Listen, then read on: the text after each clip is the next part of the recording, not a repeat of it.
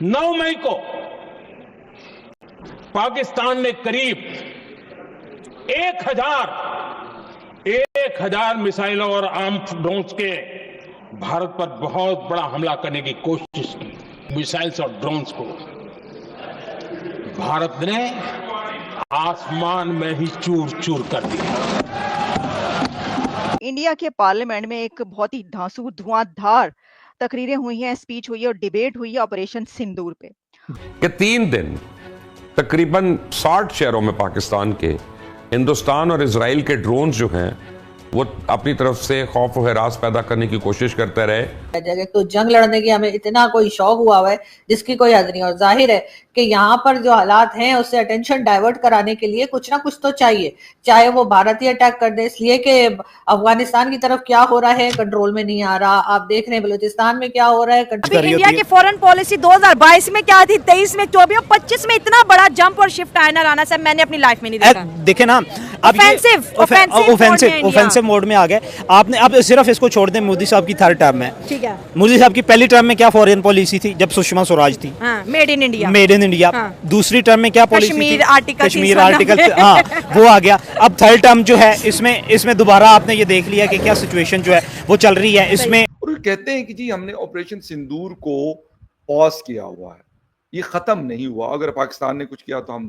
जवाब देंगे। तो खैर मेरे ख्याल में ये तो एक वैसी बातें मुझे लगती हैं कि ऑपरेशन सिंदूर जी आपका रुका नहीं। वो तो लाजमी सी बात है कि जब अभी ऑपरेशन सिंदूर से पहले पहलगाम हुआ अप्रैल में, उसके बाद फिर 6 और 7 को इंडिया ने स्ट्राइक किया।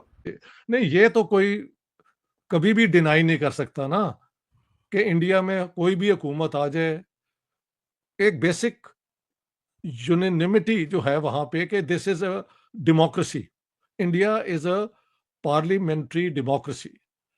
और नरेंद्र मोदी और बीजेपी अब 10 साल से हुकूमत में भी रहे हैं। लास्ट इलेक्शन में जो उनका क्लेम था उससे बहुत कम सीटें आई हैं, तो कहीं ना कहीं इलेक्शन भी फेयर होता है। और इंडियन पार्लियामेंट में बहुत देर से ये मिनिस्टर्स आए, लेकिन जब भी आए उनकी तैयारी जो है वो इम्प्रेसिव है। तो पाकिस्तान कभी भी डेमोक्रेसी नहीं हुआ, ये ना लियाकत अली के दौर में हुआ है ना कभी और हुआ है। ये बस एक दूसरे के गले पड़ जाना, एक दूसरे को गालियां दे देना, वहां तक है। लेकिन हुकूमत पे तनकीद हो और खुल के तनकीद हो, 65 वॉर के ऊपर कोई बात नहीं हुई। 71 पे तो ये था कि हम जीत रहे हैं, एंड देन वी लर्न कि वहां पे तो हमने सरेंडर कर दिया। सो Pakistan has never been a democracy in a sort of reliable sense. हाँ, spurts of democratic spaces मिलते रहे हैं, तो पाकिस्तान में कभी हो ही नहीं सकता कि इस पे ओपन बात हो, क्योंकि जिन्होंने जो जंग में अचीव किया वो भी हम जानते हैं और जिनका नुकसान हुआ है वो भी हम जानते हैं। डॉक्टर, नो डाउट कि उनके फॉरेन मिनिस्टर एक बेहतरीन एक जो है वो बेहतरीन नेशनलिस्ट फॉरेन मिनिस्टर। नेशनलिस्ट की टर्म जो होती है मैं यूज़ करता हूँ, चंद एक लोगों के लिए करता हूँ, क्योंकि आप जब स्टेट लेवल पे आपके पास होती है तो फिर इस तरह की टर्मिनोलॉजी इस्तेमाल नहीं की जाती। लेकिन मैं डॉक्टर एस जयशंकर के लिए नेशनलिस्ट फॉरेन मिनिस्टर, ठीक हो गया कि कंट्रोल में नहीं आ रहा। यहाँ पर लोग 12-13 दिन से बलूचिस्तान के लोग बैठे हुए, कोई जाकर पूछ तक नहीं रहा। अब ये तमाम चीजें जो हैं वो चाहे सोशल मीडिया हो या और कई आप इंटरनेट के जरिए लोगों तक हर खबर पहुंच रही है जो पहले नहीं पहुंचा करती थी। छोटे छोटे भी जो इलाके हैं पाकिस्तान के, वहां पर भी अब लोग जो है वो इंटरनेट के जरिए सारी दुनिया की न्यूज ले लेते हैं। तो इस वजह से जो कुछ यहाँ पर गड़बड़ वड़बड़ की जाती है उसके बारे में आप लोगों को मालूम चलने लगा है। वो काम तो बहुत कम हो गया ना, उस तरफ से तो काम शायद कम हो गया। तो इत्तेफाक थे कि वो नरेंद्र मोदी साहब ने कहा नहीं जी मैंने तो छोड़ना नहीं है, मैंने तो हिसाब किताब ये करना वो करना। चलो उन्होंने किया तो इनको भी एक हो गया कि चलो हम आपको कहा करते थे कि यार ये करेगा, कर दिया,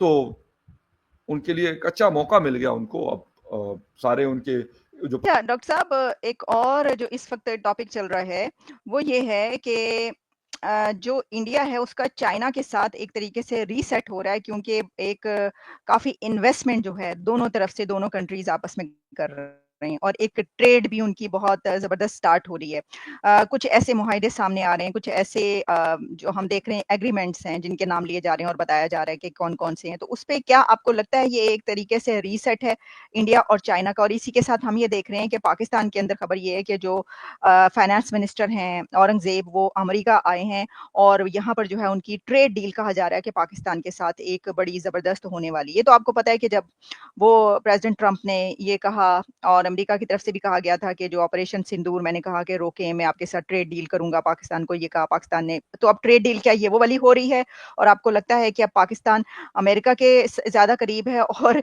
इंडिया और चाइना एक-दूसरे के करीब आ रहे हैं, क्या ऐसा हो सकता है?